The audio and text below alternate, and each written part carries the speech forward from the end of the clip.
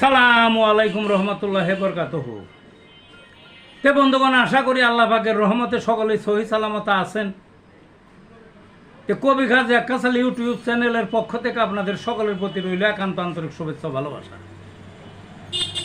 তে বন্ধুগণ, এখন আপনাদের সামনে স্বরচিত যে কবিতাটা পাঠ করবার চেষ্টা করব, কবিতাটার নাম হলো ফুটবলের বেকুব। বিশ্বকাপ ফুটবলকে নিয়ে সারা দুনিয়া উন্মাদনা চলছে, আপনারা জানেন। এই উন্মাদনাটা বাংলাদেশের সবচেয়ে বেশি।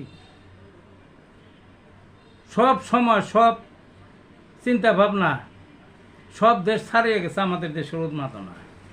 আমাদের দেশের কোনো দল নাই বিশ্বকাপে, খেলার মান অত্যন্ত নিম্ন পর্যায়ের, নাইও আর কোনোদিন হবে বলে মনে হয় না। তা হোক, যে সমস্ত দেশে ফুটবলের টিম আছে, যাদের সেই অনেক আগের থেকেই Brazil, Argentina, Colombia, Uruguay, Paraguay, তারপরে ইউরোপের দেশগুলো সবাই জানে, তাদের দেশে এত উন্মাদনা নাই।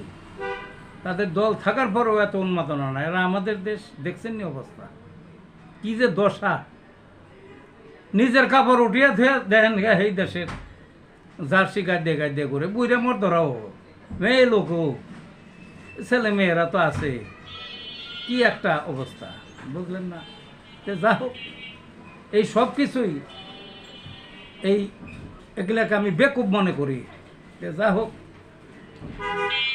ফুটবলের বেকুব এই কবিতাটা আসা যাক। কবিতাটার মধ্যে